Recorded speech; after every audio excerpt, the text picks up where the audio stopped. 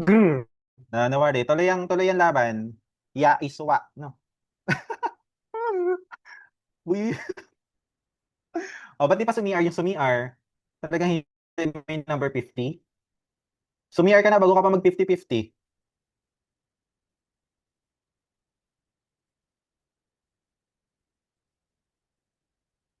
Okay, let's go. Alam niyo guys, lumipat kasi ako ng apartment. Yung apartment ko dati, malakas ang internet, lagi nagba-brown out. Dito naman, bihira mag-brown out. Ang ganda naman pala ang internet. Grabe, ayaw talaga akong bigyan ng mapayapang buhay. Talagang parang nabuhay ako para sa pagsubok araw-araw. Okay, let's go. Number 44. Eto na, sorry na. Okay na. Number ano na tayo? Malapit na to. Konti na lang yung calculation. Okay, MC of water natin yung taas, no? And then that is M initial. Okay. So dito sa formula natin, therefore, gagamitin natin is 15 kilogram as your numerator. And then ano po yung magiging denominator natin? That is, ito. Ito yung 95 kilogram kasi. So siya yung unang timbang. So therefore, siya yung initial. So that is 95 kilogram. So that gives us, yun po yung makukuha natin dito. That is 15.79%. And that is letter C. That is your 16%. Nakuha? Number 45. What is the moisture content of 25% wet basis corn sample expressed on dry basis? Parang nadoble nga ata tong question na to eh. No? So that is 25, 100 minus 25, and that is 33.33%. So that is your MC dry basis. No? That is your letter B. Nadoble pero bagsak pa rin. Okay, number 46.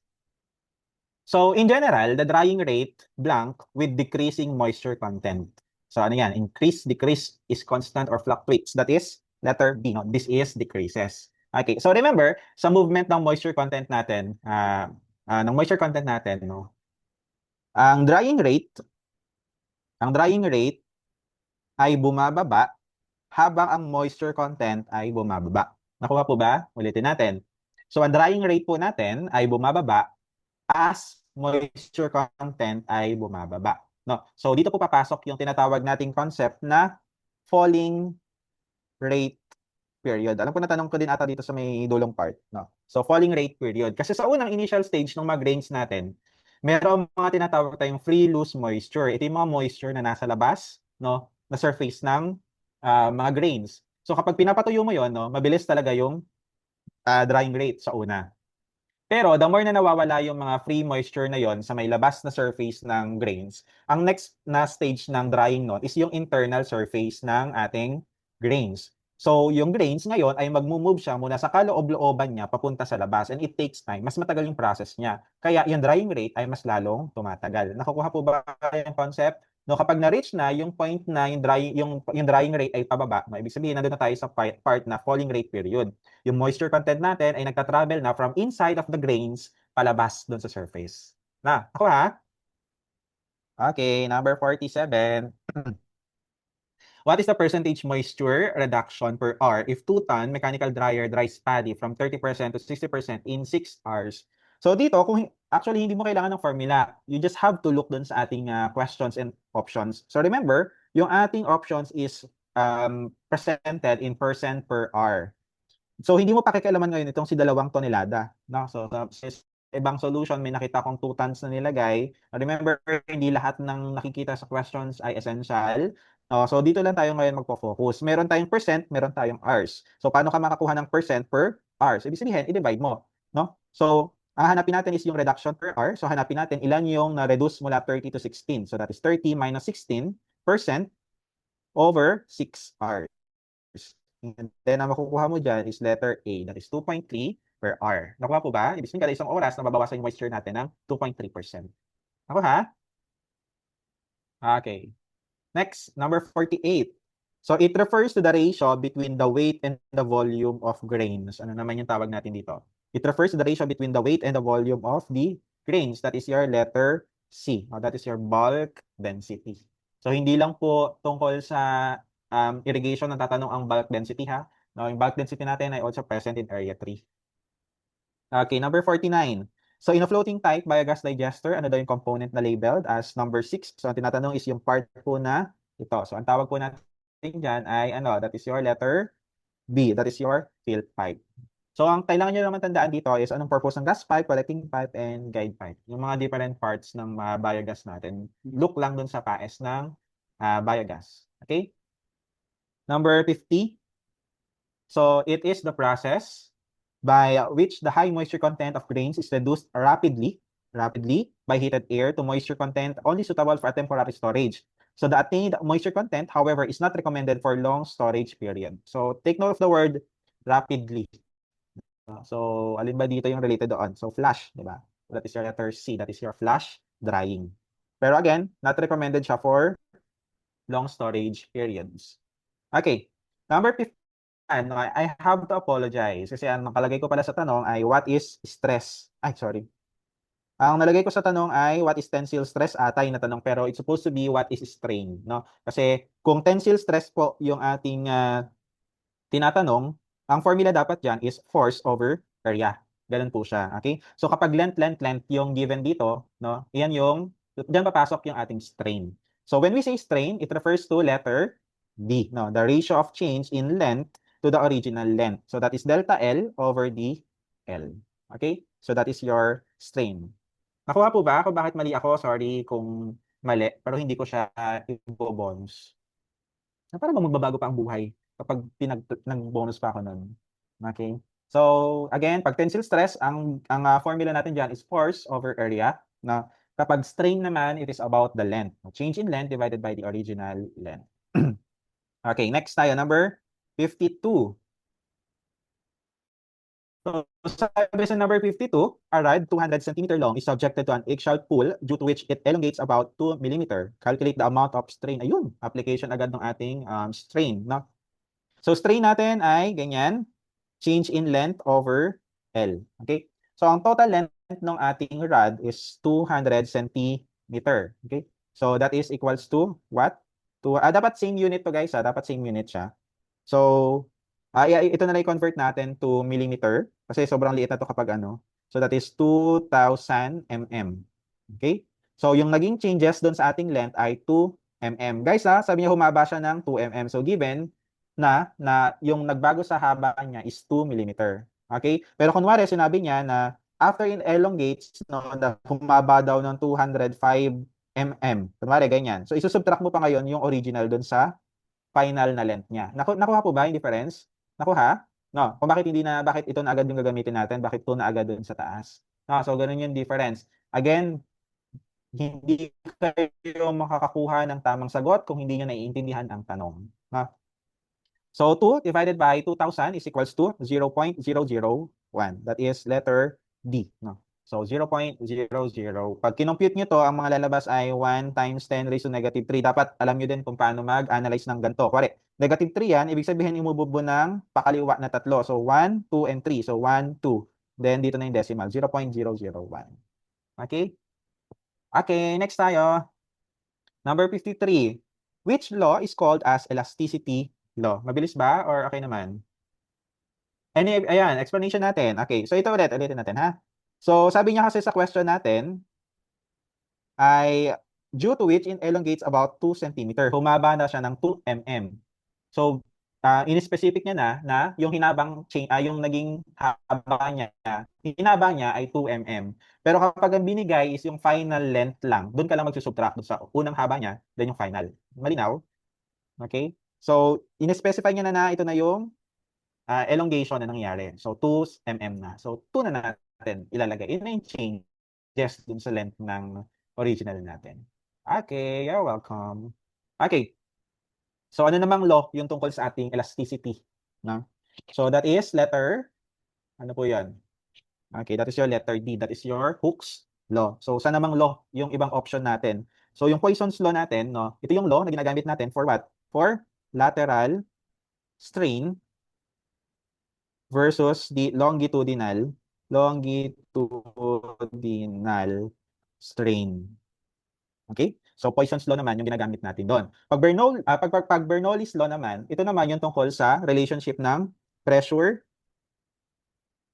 velocity, and elevation. Okay? And then yung stress law, para sa inyo yan. Charot. Makaka-stress mag-review. Malinaw? No, so yun yung difference ng mga loss na yan. Okay? Next, number 54. Konti na lang to. Lampas kalahati na. Naka-CR na ba yung isa dyan? So, what is the process of heating the metal in the furnace to a temperature slightly above the upper critical temperature and cooling slowly in the furnace? So, ano naman yung tawag natin doon? So, that is your letter D. No, that is your annealing. Okay? So, ito yung mga treatment na ginagamit natin sa metal. Remember, different characteristics yung meron tayo sa mga metal. Iba brittle, ductile, or kung ano man, no? Kung gusto mong gamitin isang material and then hindi angkop yung, you wanted to treat yung isang weak aspect na part niya, no? So, gagamitin mo itong mga steps na to. So, this is tempering. So, option niya ata ay tempering, pero binago ko naman na siya. So, when we say tempering naman, ano po yung gagawin natin dito? So, i-reheat mo yung reheat, quench, metal, below critical temperature. Na. So, dapat pala yung quench mo na yung diniscuss ko. Okay, sige. Discuss ko naman na yung quenching. So, pag quenching yung ginawa po natin, ibig sabihin, no, iinit mo yung isang bakal, tapos mag-a-apply ka ng rapid cooling. Gusto mo palamigin siya agad. Ora-orada, malamig na siya agad. So, kadalasan, nilulubog sa tubig o kung ano man, no. So, that is your rapid cooling. So, kapag kunwari, na-cool mo na yung metal, after mo mapalamig, tapos i-hit mo ulit siya, ang tawag naman natin doon is tempering. Nakuha po ba yung kaibahan nila? No? So, yun naman yung tempering. How about normalizing naman? So sa normalizing, parang ano lang din siya, para lang din siyang tempering, no? Ang kaibahan lang nila, I mean, para lang din siyang quenching. Ang kaibahan lang niya, yung quenching ay pabababain natin temperature based on its rapid cooling. Pero kapag normalizing, i-hit natin yung metal and at the same time, palalamigin natin siya in still air. So kahanginan lang, isasabit or kung ano man, natural lang yung pag ano niya, yung paglamig. Nakuha po ba? No, so heating above critical temperature, temp, and then cooling in still air. Yung concept na to ay pwede rin itanong siya sa area 1. No? Malinaw? Malinaw yung kaibahan nung apat na yan? No? So, yun yung relationship nila. Number 55, what is the primary failure mode for ductile materials? So, that is letter B. No? So, that is your yielding. Ito yung ating failure ng ating ductile material. So, remember, pag ductile, di ba, medyo elastic yung characteristics niya. So, yung failure niya ay tinatawag nating yielding because yielding is what? Nagkakaroon ka muna ng plastic deformation before magkaroon ng fracture. Okay? So, made-deform muna yung plastic na yon bago siya mag-rupture. Unlike ng other materials, wala, pag brittle yan, no, walang deformation na mangyayari. Magpa-fracture agad yan, no, sira agad.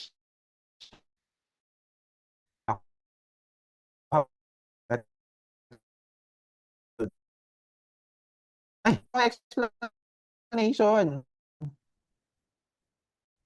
Okay. Hindi ko pala nabura. So, what is the formula for calculating D? That is force times area. Naglalag ba ako? Nag-unstable na naman yung aking internet. Lag. Lag. Hello. Nag-unstable siya, guys. So, feel ko lag ako. Okay na? Okay na? Magalaw na ba ako? Ayun. Thank you. Medyo may trust issues ako sa inyo. Baka mamaya, sir, lag po. Tapos nagaganon ako. Kayo talaga ha? A little bit. Okay, so if it's a little bit, I'll rewind it a little bit also. Okay. Saan ako nag-stop? 55. Yielding. Dito ba tayo sa 55 naglag? No, basta yung yielding guys, ano, I mean, yung ductile material natin, medyo elastic kasi yung materials. Stress na ba? Ano yung sige? Okay, stress. O, na-explain ko na kanina. Force divided by area. So that is yan. Kaya nga yung mga unit natin sa stress, Newton per meter squared or Newton per mm squared. Yung mga ganyan. Okay, number 57. So, a mild steel wire, 5 mm in diameter and 1 meter long. So, if the wire is subjected daw to eggshell tensile load of 10 kilonewton, what will be its extension? Okay, so ito is another, no? So, dito papasok yung formula na PLAE. Alam niyo ba yung PLAE? So, that is PL divided by AE. Okay? So, that is the force na i-apply natin, no? Yung P, that is your force. Yung L natin is the length of the material. Yung A is the area. And then E is yung elastic modulus ng ating material. Okay, so check natin yung given natin. So meron tayong 5 mm in diameter. So kung diameter yan, ibig sabihin we can use it for extracting value for area. Tama? If the wire is subjected to an axial tensile load of 10 kilonewton, so that is your P. No? What will be its extension? So ang hinahanap sa atin is yung ating extension. Nakuha po ba? Ito pa pala yung length. That is your length. Sir, meron na tayong P, meron na tayong L, meron tayong A. Saan natin makukuha si E? Okay, so remember, ang material natin is mild steel. Ang mild steel ay meron siyang characteristics na ang elastic modulus niya is 200 gigapascal. Okay? Nakuha po ba? So, hindi siya given talaga. Para kasi ang assumption dito, kapag alam mo yung material, alam mo yung limit ng kanyang value o yung kanyang E. Okay? Nakuha po ba? Nag-lag ulit ako? Nag-lag? Or okay naman? Okay. Thank you. So, ang ating E is 200 gigapascal. So, i-convert natin siya to what? So, ang option po natin is in terms of mm, no? So, pag kinonvert natin yan to Newton per mm squared, ang magiging ano po natin dyan ay 200,000 Newton per mm squared. So, guys, ito ang tandaan nyo ha. Tandaan nyo kung paano mag-convert to kilonewton per meter squared at saka Newton per mm squared. Dito kasi kadalas nag-occur yung confusion sa paano i-convert yung mga ganito, yung mga Pascal. Na, so, 200 gigapascal is equivalent to 200,000 Newton per mm squared. Tingnan nyo yung conversion factor na in-upload ko sa Google Classroom. Na? So, ang hinahanap niya is what will be its extension. No? So, ito yung hinahanap natin. So, i-plug po natin yung ating given. So, we have P is 10 kilonewton. Convert natin siya to Newton para makancel to. That is 10,000 Newton. Nasusundan? Pasabi kapag overwhelming So 10 Newton, that is your P. Okay, how about length natin? So L natin is 1 meter. Again, gusto natin maging consistent sa unit. So kung mm yan, yung meter i-convert natin to millimeter. So that is equivalent to 1,000 mm. Susundan? Divided by, ilan yung area natin? Ang area natin ay pi. Area natin is 8d squared over 4. So therefore, ano po to? Pi, ang diameter natin ay 5 mm squared. Pwede na yan. And ang ating E is 100,000 Newton squared. So therefore, ilan yung makukuha nyo? That is 2.456 mm. Letter D. Ay, 2.54 pala rather, sorry. 2.54. That is your letter C. Nakuha? Tundaan? Or nahirapan? Kapag kanan po ba, calc natin, okay na lang ba na di magtanda ng conversion? Hindi kasi lahat ng conversion ay available sa calculator. So, tandaan na lang din yung mga basic na ganito. Okay? Letter B pala, sorry. Chine-check ko lang kung gising kayo at napatunayan ko naman na gising pa kayo. So, buti naman. No? So, at least na doon, no, na-check natin. No? Okay. Malinaw guys, malinaw. No? So, plae lang, plae. Okay, number 58. Kaya maging attentive kayo.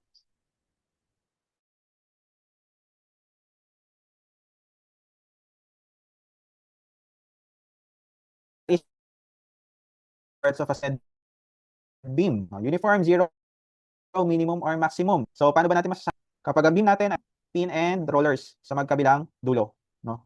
Rollers, kunwari, then ito yung pin natin. Okay? So, remember, sa calculation natin palagi, ano po yung in-assume natin kapag equals to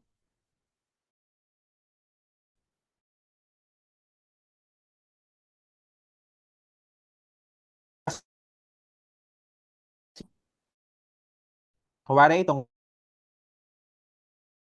roller vertical. Si pin, ang kaya niyang i-resist is vertical. Gagalaw yung magkabilang dulo nung, meme. Lag. Bakit? Hello? Hello. Hello? Saan pa nag-stop? Lag pa rin? Paulit po, ang alin? Okay. Okay na.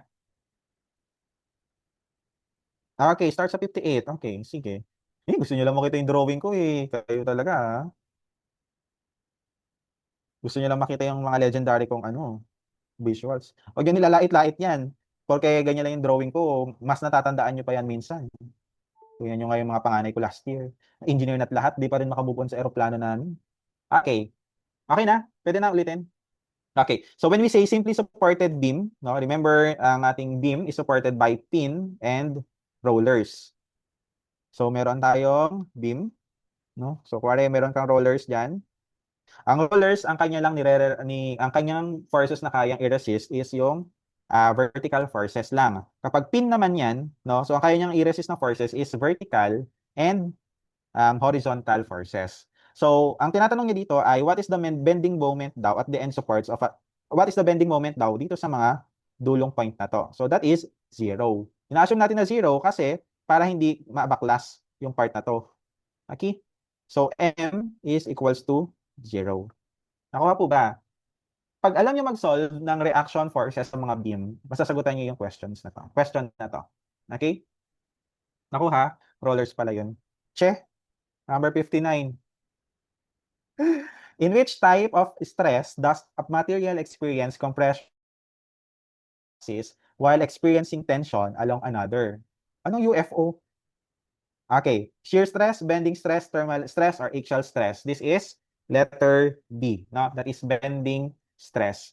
So, bakit sir mali yung iba? No? So, basahin natin. Meron nag-occur na compression and tension. Sabay na nag-occur yung compression and tension sa isang material. So, ang tawag natin doon is bending stress. Kapag ang isang material ay naka-experience lang ng tension or kaya compression, again ha, hindi sila, yung isa ay tension, no, or compression, hindi pwedeng kasabay. Ang tawag natin doon ay axial stress, no.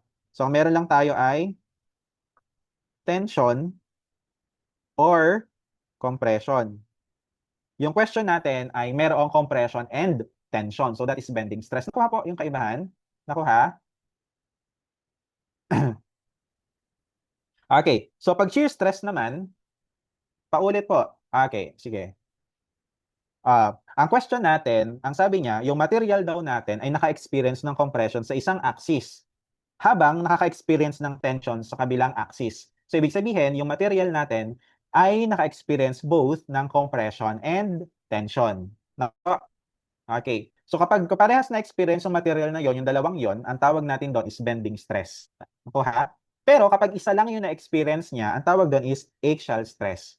So, kapag axial stress, it's either tension lang or compression lang. Pero hindi pwedeng tension and compression. Malinaw? Malinaw po? Okay. Pag shear stress naman po tayo, ang magiging basehan naman natin dito is magkaroon sila ng slide to each other, no? So, kunwari, ito yung material natin. Ito yung material natin. Kunwari, ito yung material natin. Okay, ayan. Kunwari, ito material natin. Nung nag-apply ka ng force, anong nangyari?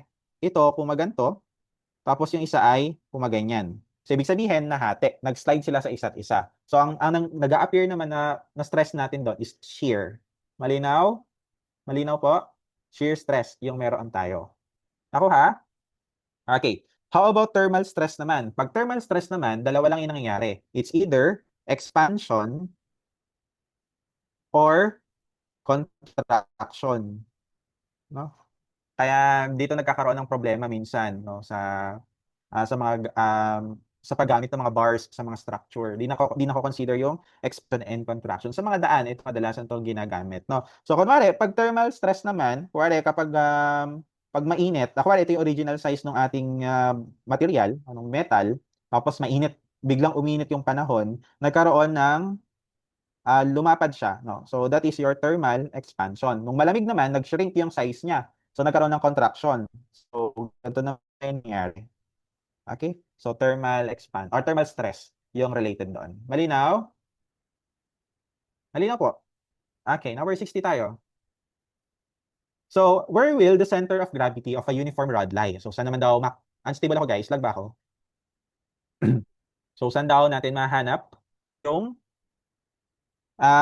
center of gravity na ating rod kung uniform yung meron tayo. So that is letter C at its middle point. No, ibig sabihin, no, kung ito yung rod natin, meron tayong mga equal force na in-apply. Kaya 'di ba sa computation natin kapag ganito yung forces na in-apply, ina-assume natin yung pinakang gitna. Kino-compute natin siya. So, because distributed yung load sa lahat ng rod. Pero kung hindi yan balance, no, kunwari ito, tapos merong force dito na na-apply, tapos dito wala, mag-iiba na yung center of gravity niya. Nakukuha po ba? Hindi na siya dito lang sa center kasi meron nang nag-aano dito. Meron na nag-a-act. No? Nakuha po? Okay, ilan naman yung gusto niyang i-point doon. Number 61 is the recommended side lining of corrugated GI roof sheets. So, kunwari, meron kang bubong gagawin, ilan yung magiging overlap nung bubong na yon. So, kunwari, ito yung bubong, ito yung corrugated sheet natin. Ayan, tapos, meron pang kailangan bubungan dito. So, ilan yung overlap natin? So, that is 1.5. So, dapat, yung lapat ng pangalawang bubong ay paganyan. Nakuha po ba? This is the overlapping ng ating bubong. That is letter B. 1.5 or 2.5. No, depende sa budget nyo. Nakuha po. Okay, yun na naman yung gustong sabihin yan. Number 62. It is a mixture of cement and water. Okay. Paano kapag meron ka lang semento at tubig? Anong tawag mo doon? Delay yung illustration. Ayan. Drawing ko ba ulit? Okay naman. Now, when you have cement and water, ang tawag po natin sa mixture na yon is your paste. May mga sumagot ng letter D sa exam nyo. Nalito ata. Grout is a special mixture of paste. So aside from cement, may mga dinadagdag pa diyang material. Yung grout po yung ginagamit sa tiles, yung pagko-connect-connect ng mga tiles. No? So hindi lang siya basta semento, may mga other substance pa na ina-add doon. No? How about yung other options na meron tayo? When we say concrete, you have cement, sand, and gravel plus water. No? Kapag mortar naman, no, you have cement, sand, and water. Yun yung kaibahan nila. Okay? Malinaw? Feel ko delay yung yung sulat. Kikita ko dito delay yung sulat ko. Okay, malinaw. Good. Kanti na lang guys. Kanti na lang naman ng dito. Okay, number 63. These are used to permanently fix two or more pieces of metal or wood together. So, anong sinabi? Permanently. Lahat to ginagamit natin para i-fix or pagdugtungin yung mga material. Pero ang ang pinakang keyword dito is the word permanently. So, alin dito yon? That is letter, ano po? That is your letter D. No? That is your rivets. Okay. So yung bolts and nuts naman, kaya dalawang piraso siya, kaya hindi pwedeng bolts lang and nuts because ito ay ginagamit natin for temporary fixing or combining yung two different material. Pag temporary yan. Kaya dapat, kung hahanap kayo, yung itatrato kayong rivets, hindi mga bolts and nuts na pansamantala lang. No? Yun, napasok. Pag ganun, hindi naglalag. Kapag nagtuturo, naglalag. Feel ko sinasabotaya ako ng internet na to. Pag ganun, talagang yung pasok ng internet, ang bilis-bilis. Pag nagtuturo ako, na may mas kabuluhan naman sa sinasabi kong yun, tsaka siya namamatay. Okay, next. Number 64, material widely used for roofing and sidings. No, that is your letter B. That is your letter B. That is your corrugated GI sheet. Okay? Pag nag-TikTok, lakas ng net. Kaya ano? Gusto niyo ba sa TikTok na tayo mag-aral? Okay, number 65. Yan. Naliligaw na naman tayo. Nakukonrad tayo What is the recommended ventilation rate for storage of onions? Primary processing plant to sa PAES That is letter D. Now, that is 10 to 12 liter per second per ton. Number 66. Recommended minimum roof slope to facilitate natural ventilation in agricultural structure. That is what? So, degrees yung tinatanong guys. Degrees yung tinatanong. So, degrees to hindi So, that is letter B. 14 degrees. Ang equivalent niya sa percentage ay 25%. Yun yung makikita nyo sa unang part ng PAES kapag binasa nyo. No? Yung 58 degrees naman, no, 58 degrees, that is for what? Indigenous material na pagbububong. So, kapag yung bububungan mong bahay ng ng baboy, ay gagamitan mo ng dayami. No? So, ganito dapat yung inclination ng roof niya. Malinaw? Ayun. Degrees yan Okay, next number 67. Type of greenhouse roof shown in the figure below, that is letter C. That is your lean-to type of greenhouse. Next, number 68. Number 68. Under which group and division are agricultural structures classified in Presidential Decree 1096 or the National Building Code? So, ang kadalasang alam lang ng mga ABE reviewees is the letter na group kung saan siya kasama, no? But, bukod kay Group J, dalawa kasing division yan, no? So, siya ay kasama under division number 1, yung ating agricultural structures. Malinaw po? Eh, kasi naulit yung A. Okay, number 69 naman tayo. CPES, very relative, very relevant sa ating control project, sa mga flood control, no? Weight of evaluation for horizontal projects upon completion. So, paano natin i-evaluate yung isang horizontal project kapag tapos na siya? Ilang percentage nung evaluation na yun yung gagamitin natin? That is letter A. That is 40%. So, remember, sa ating CPES, ini-evaluate natin yung horizontal project and vertical project based on what? Construction, during construction, yung mga panahon na binubuo siya, and then completion, yung mga panahong buo na siya, no? So kapag horizontal project yung gagamitin natin, tapos during construction siya. So ang magiging assignment natin sa kanya is 60%, samantalang si vertical project ay 70%. Nasusundan? Sir, bakit mas mataas si vertical project kaysa kay horizontal project? No. So according kasi to CPES, mas mataas yung weight assignment kay vertical project during construction dahil mas nagre-require ng mabusising computations and construction. So parang ini-ensure, parang inuobliga agad sila na during construction pa lang ay maganda na yung pagkakagawa ng mga structures ng naka-assign doon sa mga contractor. Kaya mas mataas yung weight assignment for vertical project. So, for example, yung mga vertical project, mga gusaling siyam pataas, no? Yung mga 9-story building, that is a vertical project. An example ng mga horizontal project, yung mga tulay, mga daan, yun naman yung horizontal project natin. During construction, 60% yung horizontal project. So upon completion, yung remaining ng 100 naman. So kung to ay 60% during construction, so upon completion, 40% siya. Kung 70% yung vertical project during construction, yung completion naman ay 30%. So ito yung huwag niyong kakalimutan. So ganyan ginegradean, no? So yung mga flood control natin, that is a horizontal project. Okay? Next, number 70. So anong type of goat or sheep housing yung pinapakita natin dito? That is your letter C. That is your stall, barn. Okay? Number 71. Recommended lighting intensity for the growth room in a plant tissue culture laboratory. Alam ko, inyo ba ko ata to dun sa may test natin? Kasi sabi ko very obvious ata. But that is letter D, no? 100 to 1,000 lux. That is the correct answer. Okay? Lag ako, lag. Nag-unstable na naman siya. Di naman. Okay. Okay naman guys. Pa-heart naman dyan. Pusuan nyo naman ang ating lecture na parang enjoy na enjoy kayong nag-aaral. Ganun sana. Okay. Number 72. Ay, ano na? 72. Okay. Using facts na pati. Patapos. Using Max Fajardo's method, no? So, sabi, a cylindrical column footing with a diameter of 0.6 meters and a height of 0.8 meters will be paired with a class B 1:2:1:2.5:5 concrete mix. So, what is the estimated volume of gravel required? So, yung Max Fajardo method is yung gumagamit tayo ng table, no? Kay Max Fajardo. So, isend ko na lang yung Max Fajardo table sa GC natin. Pero according to Max Fajardo, no, kung class A, B, C, or AA yan, ang amount of gravel natin lagi is 1 meter cube per meter cube.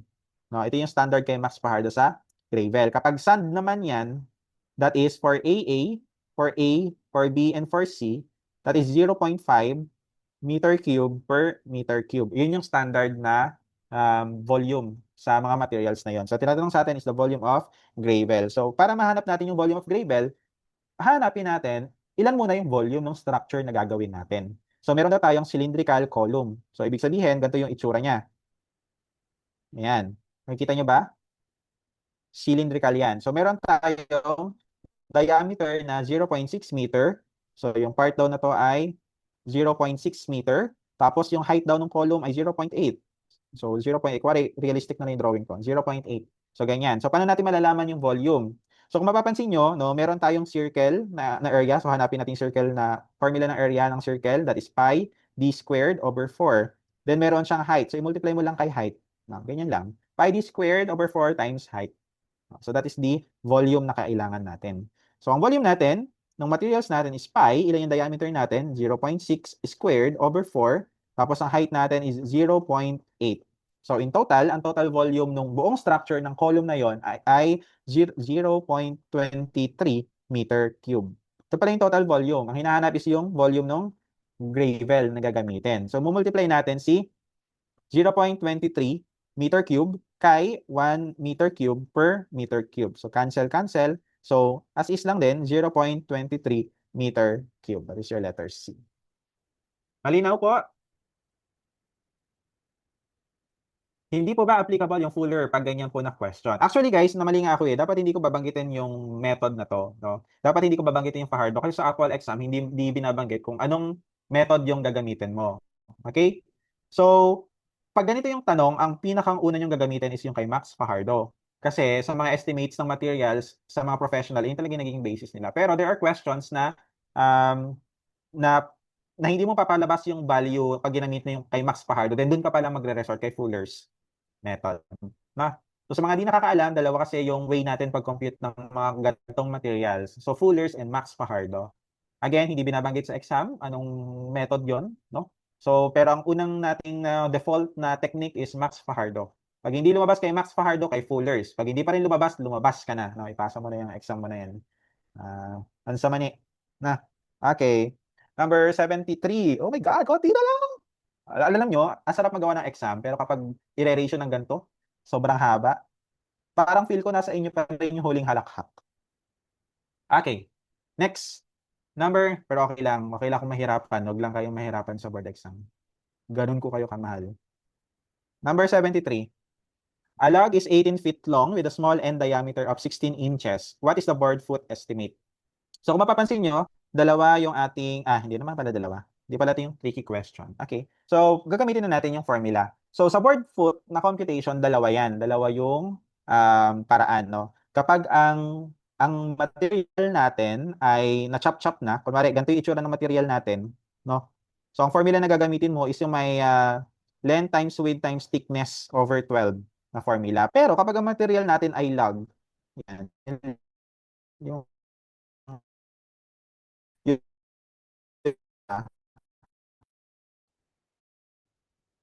ayan. Di ba pag puno, ganyan. Ayan. Carrot naman to. Ang minus 4 times, wala ba? Ayan. D minus 4 squared times length divided by 16. Wait lang. Di nakikita, di nakikita. Ulitin ko ha, kapag ganito yung material natin, sasabihin naman niya kung slab or kung ano man, no? Pag may length, width, and thickness, automatic that is TWL over 12. Pero kapag log po siya, no, so D minus 4 squared times length over 16. Over 16. So remember, kapag ganito yung formula natin, your D should be in inches, and then your L should be in foot or in feet. Malinaw? Kakalag, naglag? Naglag ba ako? Malinaw? Okay, at dahil malinaw, isosolve na natin siya. So, tingnan natin muna. Sa unit yung ating mga given. So, sabi natin pag diameter, it should be in inches. Diameter is inches. So, correct. Yung length natin is in foot or in feet. So, correct. So, ibig sabihin, ipa-plug lang natin siya. No? So, that equivalent 16 minus 4 squared multiplied by 18 over 16. And then, ang makukuha mo po dyan ay 162 board feet. That is letter B. Malinaw? Ano ba yan? Sanga ba yan?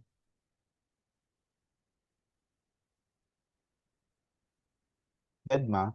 Okay. Wiset. 74.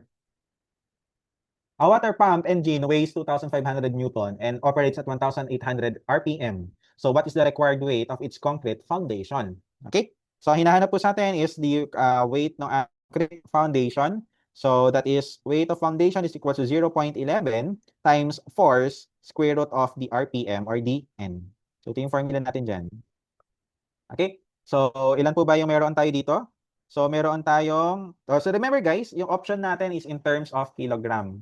So kailangan nating i-convert yung force natin to kilogram. No? Paano ba natin siya may lag pala na formula. Slab lang kasi tinuro sa amin. No? Hindi ka mahal nun kasi tinuro sa'yo lahat.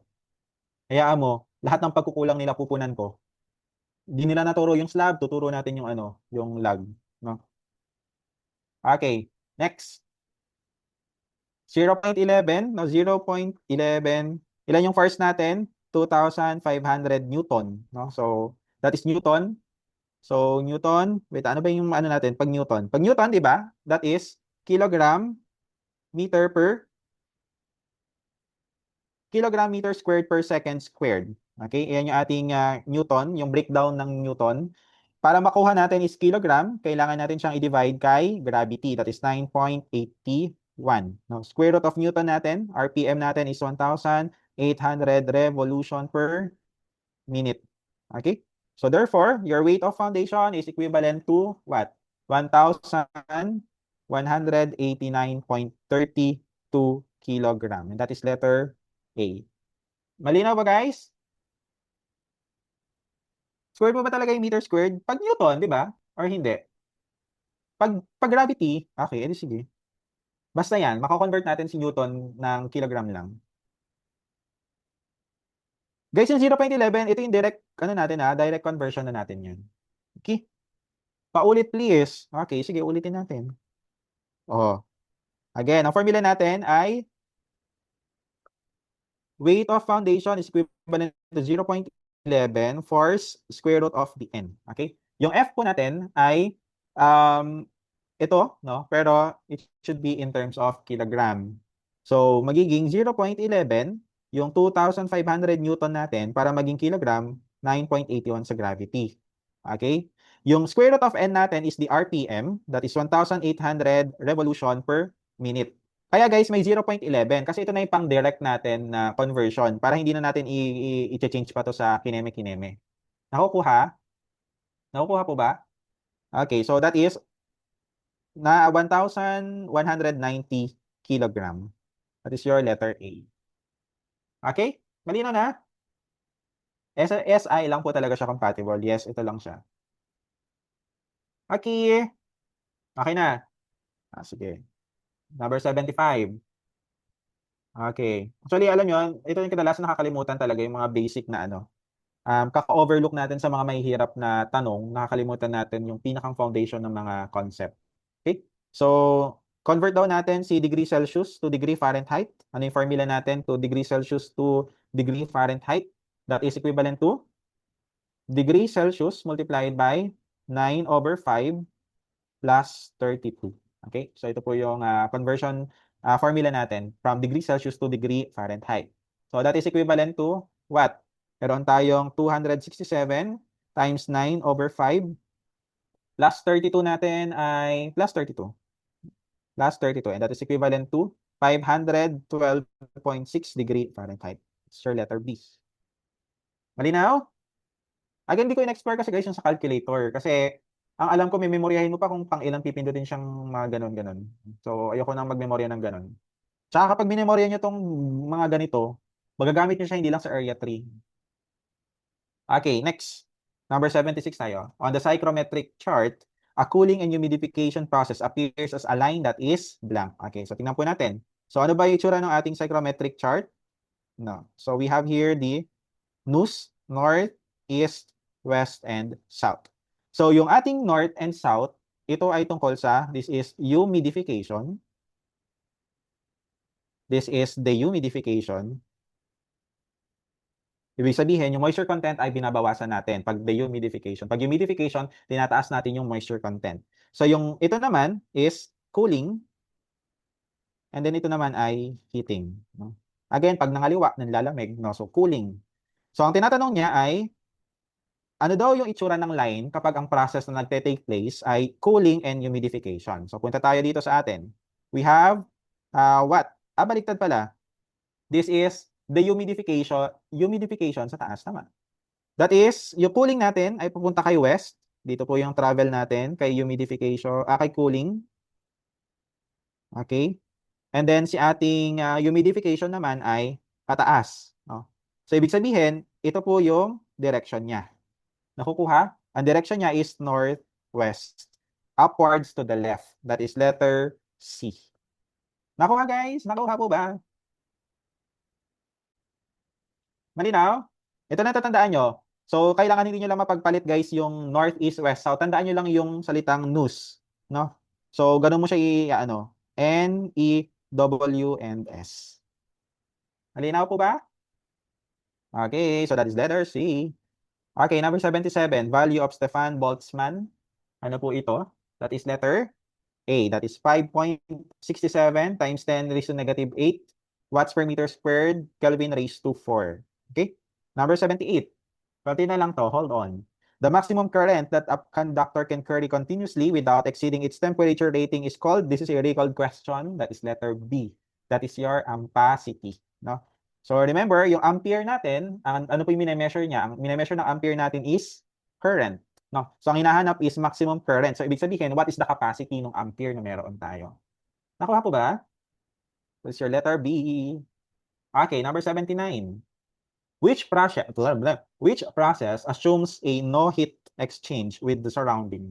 Ano po yung ano natin doon? Nabanggit na actually doon sa unang question, di ba? Nabanggit na doon yung no heat exchange. So that is, no? That is your letter A. That is your isothermal. Okay? That is isothermal. Okay, how about isobaric? Ano naman yung no heat dito? Ibig sabihin ng no heat guys, ano? T is constant. Pag isobaric naman, we have P, no? Pressure is constant. Pag adiabatic, that is wala, no? Walang movement. And then pag isochoric naman, you have the volume. So tandaan niyo lang yung tatlo na yan. Isothermal, T, no? Isobaric, P. Pag isochoric, that is V. Adiabatic ba yung ano? Yung sagot ko doon? Sorry naman. Ay, with surroundings pala, that is letter C. No heat exchange with the surrounding kasi. Okay. Very good kayo dun ha. Okay, muntikan nyo akong madali dun ha. Adiabatic nga. Yes, no heat exchange. Tama po kayo. Okay. Sige, ito na yung time. Ito na yung last time na tatanggapin kong tama kayo. No, tama kayo. No? Babasa ko na kasi no heat. Sorry naman. Okay. Pero gets nyo ba? Isothermal, constant T. Isobaric, constant P. Pag isochoric, constant V. Okay. Number 80. This law states that the entropy of a system approaches a constant as temperature approaches zero. Ano na to? Nasabi ko kanina. This is what? Okay, very good. That is your third law of thermodynamics. Guys, ito ha. Tandaan nyo to ha. Dito nawawala sa exam eh. Next. Number 81. Guys, yung itong PDF na to, available na to dun sa ano ha, LMS. Every post test, every lecture, mayroon na kayong copy agad bago ano para pag ganitong discussion, hindi na nakaganon lang kayo, no? Hindi lang kayo nakaganon. Tsaka para di na kumain ng oras niyo na, babalikan niyo ulit lahat from the start or kung ano man. Para habang nagdi-discuss ako, edi nagsusulat din kayo diyan. Okay? So sa lahat ng ano natin, lecture man, rationale or ano man, may copy kayo beforehand. Pwede niyo i-print, pwede niyo i-download, no? Sa inyo 'yan. Ingatan niyo lang, okay? Ayoko makita yung pangalan niyo sa kung saang-saang website. Ayoko na mag-terminate guys, no? Last year talaga meron akong kahit gusto ko siyang kahit masipag yung bata, maganda yung credentials niya, if it violates yung pag-usapan natin, no? Then I had to protect yung green gears. I mean, ngayon priority ko yung green gears. So gagawin ko lahat para ayun. So basta wala naman kayong I mean sana hindi kami nag-a-appear na sobrang mahigpit. Wala naman kayong kailangang ikatakot if mag-a-abide naman kayo doon. And sabi ko nga napaliwanag ko na noon, hindi lang kami yung nadi-disrespect but even yung mga kasamahan ninyo. Okay? Marami tayong paraan para makatulong sa mga bayaw natin. And ibigay niyo na sa amin 'yan. Okay? So basta ang gagawin niyo lang diyan, mag-aral. Poproblemahin niyo lang paano kayo mag-aaral. Hindi niyo po problemahin kung ano yung aaralin niyo. Okay, number 81. So it is the energy required to convert a solid directly into a gas. So yung change ng phase ay from solid naging gas agad. So this is letter A, that is enthalpy, no? So that is enthalpy of sublimation. So when we say naman liquefaction, ito naman yung conversion ng gas papunta kay liquid, no? Pag fusion naman, yung meron tayo, you have solid papunta kay liquid. And when you have enthalpy of vaporization, meron ka namang liquid papunta kay gas. Okay? So, tandaan yan. No? Yung other term natin dito is evaporation, condensations, or kung ano man. No, ayun yun. Next. Number 82. Which unit is used to measure resistance in a circuit? Mali yung answer key ko dito, pero ide-defend ko. Ano yung nakalagay sa answer key nyo? Letter D, di ba? Tama. No, pero ano yun? Dapat, that is letter A. Pero tama pa rin ako kasi letter A pa rin yung letter D. So, hindi nyo pwede sabihin mali ako. Kasi yung letter D ay letter A. And correct answer is letter A. Okay? Okay. Hindi nyo pwedeng isumbat. Sir, mali ka na naman. Anong correct answer? Letter A. Ano yung nasa letter D? Letter A. Okay. So, ay, marami pa kayong kakaining bigas.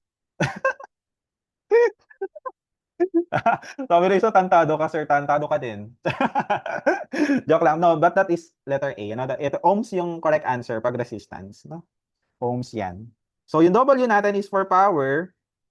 Yung V mo is for volts. And your A is for your current. Ayan.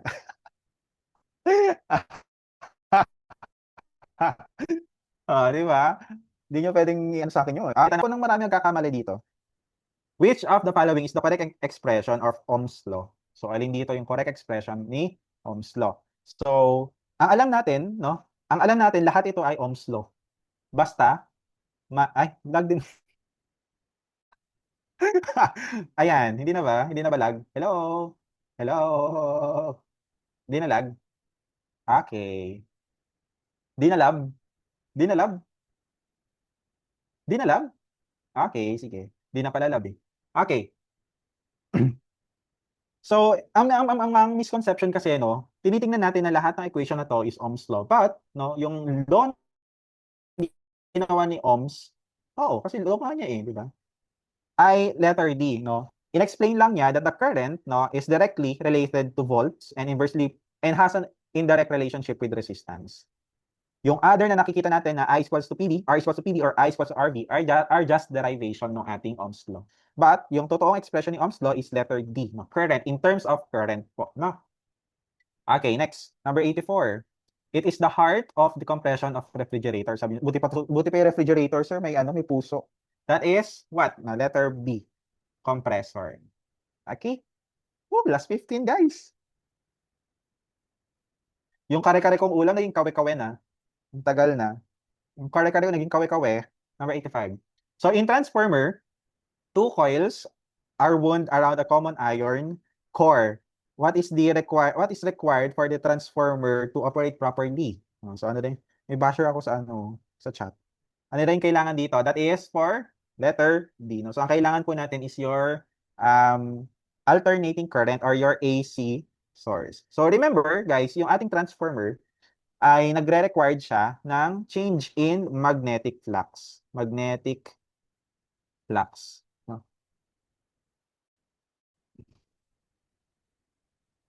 Ayan. So, yung transformer natin, para mag-operate siya, ang nire-required niya ay changing in magnetic flux. So, ang ginagawa ngayon is gumagamit tayo ng AC source, 'di ba? Kasi yung alternating current natin ay ganito yung pinoproduce niya, no? So, nagiging time varying yung flux from primary papunta kay secondary. That's why ang kailangan natin is AC source. Okay, number 86. Again, anong pinakamahabang sagot diyan? Yan na naman kayo O, sige, i-ano niyo, embrace niyo yan. Tingnan natin kung magagamit niyo yan hanggang dulo. Okay. So, pakitandaan tong concept na to, no, ng transformer. Pag electrification kasi, isa to sa mga high yield na topic, ang transformer.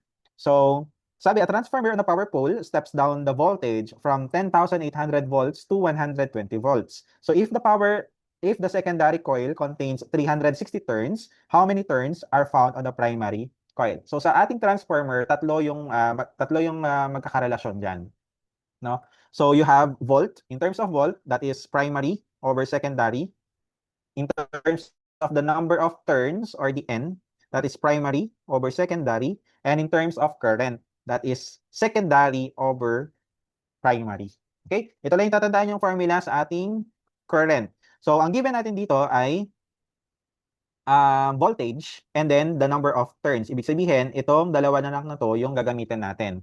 So VP over VS is equals to NP over NS. Then i-plug nyo lang po yung value natin. So ang value natin ay steps down from the voltage from 1 10,800 volts. No? So that is your primary, 10,800. Over ang secondary natin ay 120.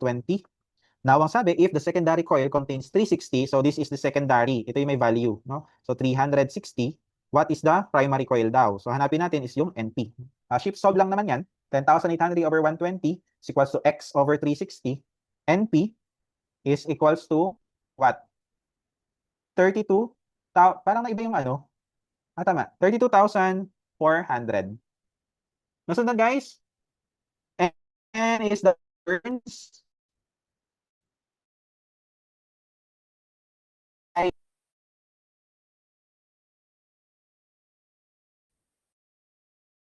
dali lang Uy, may 1 point yan, tatlong formula na yun, huwag lang kakalimutan ha. Lag po. Saan naglag? Doon sa pumalakpak ako? Lahat? Nietzsche? Okay na? Okay. Okay na. Number ano na tayo? Number 87. From number 75.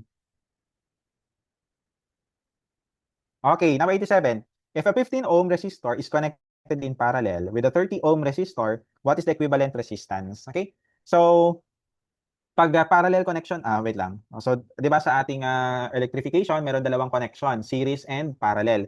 Kapag resistance yung pinag-uusapan in series, total resistance is equals to R1 plus R2 lang. Okay? Pero kapag R in parallel, ang ating total resistance is equals to 1 over RT is equals to 1 over R1 plus 1 over R2. Nasusundan po? Ito yung formula natin kapag parallel. Okay, so sabi, parallel connection, meron tayong 15 ohms and 30 ohms. So therefore, 1 over RT is equals to 1 over 30 plus 1 over 15. Na. Then, isolve nyo lang. Ano yung makukuha nyo? 1 over 10. Tama ba? 1 over 10. Therefore, ang total resistance natin is 10 ohms. That is letter C. Basic. Na. Ganun lang. Mga ilang buwan na lang, ganun na kayo. Basic. Dali. Na. Nakuha guys? Nakuha? Nasundan? Yon. Nasundan yung part na yon. Okay. Sige. Okay. Thank you. Number 88. Konting-konti na lang. Okay, next. So a wire carries a current of 2 amperes. How many electrons pass a given point in this wire in 1 second? So ang hinahanap natin ay electrons, no? Kung ilan yung uh,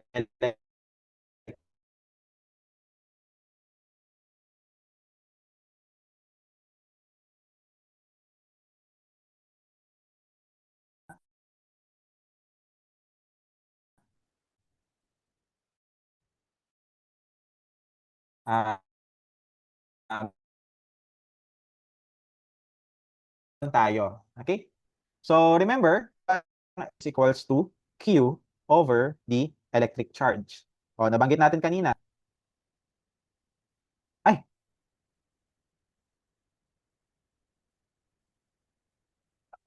Oh. Ah! Hindi. O, sige, ulit. Po. Okay na. Di na ako lag? Okay na? Go. Ayun.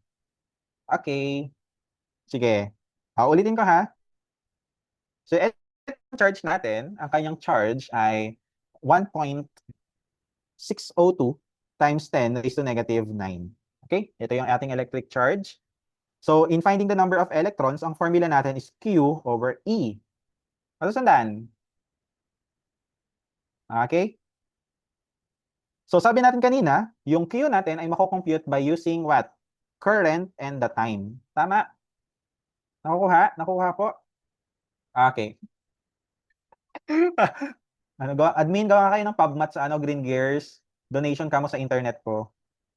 Okay, so compute na po natin. So hanapin muna natin yung value ng Q, no? So Q is equals to current times time. Ilan yung current po natin? We have 2 amperes. That is 2 amperes multiplied by time natin is 1 second lang, no? So 1 second. So ang makukuha natin ay 2 coulomb. Tama po ba? Okay, so 2 coulomb na yung makukuha natin. Then, ano po yung next natin? Meron na tayong value of Q. Now, we can now find the number of N. So, N is equals to Q over E. No, ang Q natin ay 1.602 times 10 raised to negative 19 divided by ilan yung E na, ay, baliktad pala. Ito pala yung pang ano, E. Okay, ito yung E natin. And then, ang Q natin is 2 column. Okay? Nasundan po ba? No, so, next natin ay this one. Compute nyo lang yung ating 2 divided by 1.602 times 10 raised to negative 19 column, and that is equals to what? Ilan makukuha nyo? That is letter B, no? Ay, letter C. 1.3 times 10 raised to 19. Yes, constant siya, guys. No, constant to, constant. Ne. Naku ha? Di ba? Madali lang siya. Hindi nyo lang siya nasagutan kasi hindi pa nyo pa alam. Okay? Pero after this, alam nyo na yan. No? So, sa Thursday, mag-open yung lahat ng exam. Aralin muna yung mga i-reration natin hanggang Wednesday. O pag naaral na, tingnan kung may na-retain, take the exam again. No? Bakit positive sa choices? Magpa-positive siya kapag dinivide mo ba yung 2 divided by 1.602 times 10 raised to negative 19. Or hindi ba? Mali ako. Kasi nga, 1.602 times 10 raised to negative 19. Ayun, positive. Okay? Number 89.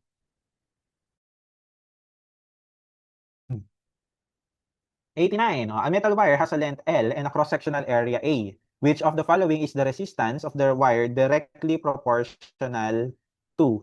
Okay? So ito po ay related sa ng resistance na anong sabi sa resistance natin? Resistance equals to resistivity multiplied by length over A. No? So ibig sabihin, ang over A, letter A. Nasandaan? Po, L over A. Nakuha. Guys, sa pag-aaral sa mga ganito, no, kuwari nakakita ka ng R is equals to resistivity L over A. Always remember na lahat ng nasa baba ay the more na tumataas yung value ng baba, the more na bumababa. Okay? The more na tumataas yung taas, tataas din siya. No? Ganun yung magiging relationship po niya. Kaya kung mapapansin nyo, sa formula ng MCDB and MCWB, yung isa ay 100 minus MC. Ibig sabihin, bumaba yung value, kaya yung value ng dry basis tataas. Pag wet basis naman, 100 plus MC, tumaas yung value ng baba. So, bababa yung moisture content ni wet basis. Ako ha? Ganon yung ibig sabihin yan. Na. Okay. Next. Number 19. Okay, last 10. Hindi tayo abot ng 10 p.m. Buti naman. Which of the following is hydrofluorocarbon or HFC refrigerant? So, ano po yan? Letter? Okay, that is your letter C, no? That is your letter C. So, hindi siya HFC. So, yung R22 natin, that is your HCFC, or that is your hydrofluorocarbon. Hindi ako nagkakamali. Pag R12 naman, that is CFC, chlorofluorocarbon. And R717 natin is ammonia, no? Or that is your NH3. Okay? So, kapag sinabi nating hydrofluorocarbon, ibig sabihin po, yung refrigerant has no chlorine, no? Wala pong chlorine yung ating refrigerant. So, ibig sabihin, kung wala siyang chlorine, they do not deplete yung ozone layer natin.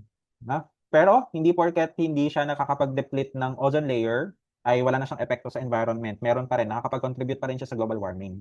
Okay? So, ayan yung ating mga refrigerant. Malinaw, number 91. Is a drawing that cuts the building with a vertical plane at a specific position. So, ano naman po ito? That is letter B, no? That is architectural section, or mas kilala natin siya sa section view. So, makikita natin yung internal ng structure. Hahatiin natin siya. It's either along its longitudinal axis or longitudinal or yung pag ganon, no? So, makikita natin yung internal ng mga lines na matatamaan nun. So, that is your section view. Yung elevation view natin ay yung external yung nakikita. Yung front, rear, left, and right ng structure. Pag floor plan, yung top view lang, pero ang cut naman natin is yung dito. Kasi makikita natin yung mga walls, mga poste. No? Pag perspective view, that is the 3D version ng ating plano. Okay, number 92. Gets ba? Malinaw? Okay. So in rice drying, it is the period where drying takes place from the surface of the grain, similar to evaporation of the moisture from a free water surface. Ano po yung tawag natin doon? That is Again, ang sabi ay from the surface of the grain papunta sa free water surface, that is constant rate period. Na, yung falling rate period natin mula sa internal ng grains natin palabas dun sa surface. So parang constant rate muna, pag nawala na yung mga moisture sa labas, ano na, falling rate period na. Okay, number 93. Which of the following statement is true about the bulk density? Okay, about bulk density. Ano ba yung formula natin sa bulk density? That is, ano na yun? Weight of material divided by weight of material plus weight of the pore spaces, pati yung hangin ng materials. So kapag ganito yung formula, paano maapektuhan yung bulk density natin? That is letter B. No? It is affected by particle packing and shape. Kasi kapag mas dikdik, bumababa yung alin? Bumababa yung weight ng pore spaces. No? So pag bumababa yun, tataas yung bulk density niya. Nakukuha po ba yung concept? So sabi ko nga, yung formula natin ay directly related to a specific concept. No? So kaya hindi lang mahalaga na memorya ang formula. No? Kailangan nauunawaan mo rin sa nanggagaling yung mga yon. No? Para kapag ganito na yung mga tanong mo, ma-apply mo na yon, ma-apply mo siya. Nakuha po ba ako paano ko siya ni-relate? No? So yun yan. Number 94. Which of the following statement is true? So ano po yan? Ano yung sabi ko kanina? No, dry basis is always higher than the wet basis. Okay? Next, number 95. So, FMR, mahal na mahal to lagi every exam. And very relevant siya hanggang ngayon, no? So, minimum road carriageway width of one lane FMR, that is letter B. That is 2 meters. Kala isang lane, 2 meters. Number 96, ano yung standard size ng ating plywood? That is letter C, no? 4 feet by 8 feet. Next, number 97. Dinamihan ko talaga ng picture na to para hindi nyo na makalimutan. Sayang yung mga points. So that is letter C. That is your monitor. Okay, how about 98? So in product load calculation, what is needed if the product undergoes freezing? Ano yung kailangan natin kapag mag-freeze? I-undergo ng product. So kung kanina yung unang question natin, number 1 ba yun? Binabalang natin yung temperature. Ano yung nagamit natin doon? Ang nagamit natin ay specific heat. No? Sir, nag-freeze. Alam mo na, nanadyan din talaga itong internet. Okay na, hindi na ako nag-freeze, guys. Hindi na nag-freeze. Okay, hindi naman ako nag-freeze. Sagutin nyo. Ayun, hindi naman pala eh. Okay, ulitin natin.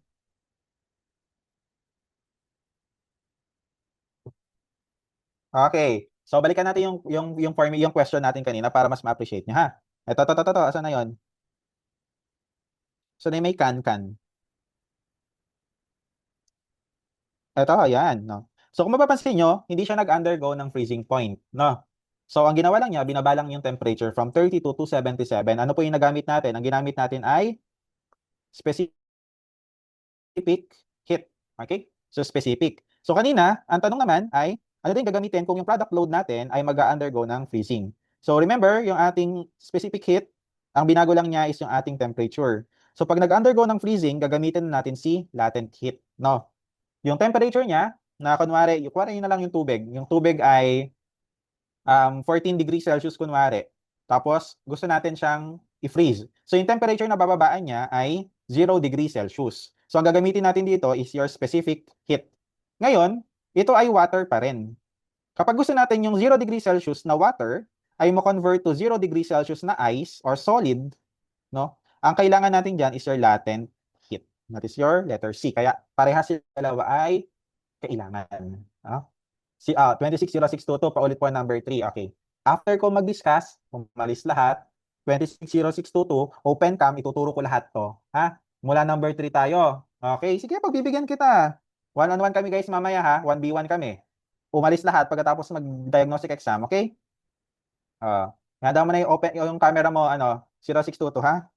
Okay, number 99. Okay, the speed of the fixed rubber roll in a rubber roll hauler is slower by blank compared to that of the adjustable roller. So that is, ano po to? That is, no, letter C, 25%. So remember, sa rubber holder, dalawa yan, no? Tapos dito papasok yung grains. Ay, teka lang, ano.